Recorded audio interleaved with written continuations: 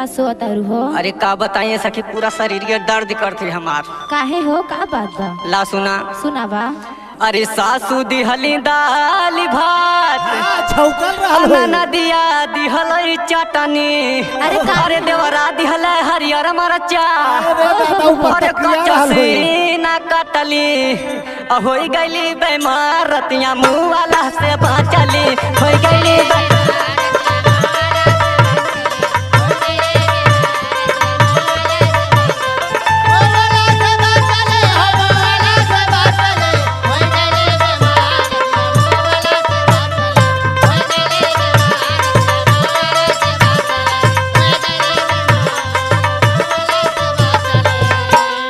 उठेला दर्द साखी मोरा पोरे पोरे। अरे काहे हो? अरे उठेला दर्द साखी मोरा पोरे पोरे। अच्छा। अरे काटिली हला से गाल देवरा मोरा भोरे भोरे। कहिया हो? अरे काटिली हला से गाल देवरा मोरा भोरे भोरे। उठवा पे लाली टिकुली लीला रह पसाटली, हो गईली बेमार रतिया मुँह वाला से बाँचली।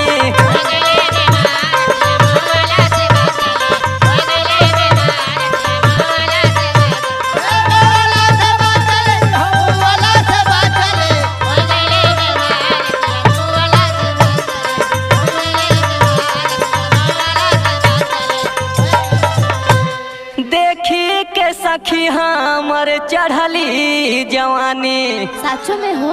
अरे देखी के सखी हमर चढ़ली जवानी, आई जाला मुहवा में बुढ़वन के पानी। अरे आई जाला मुहवा में बुढ़वन के पानी। राती भर घर ही में खटाई दिहल खटनी, हो गईली बेमार रतिया मुँह वाला से बाँचली।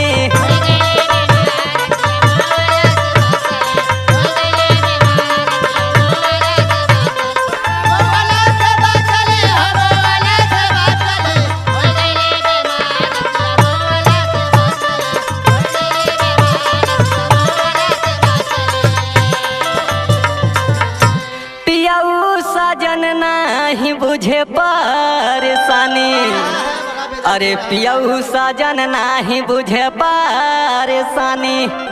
देवरा संदीप राजा कटहतर चानी, अरे देवरा संदीप राजा कटहतर चानी। भौजी भौजी काहे के खियाई दिहल मछरी, हो गईली बेमार।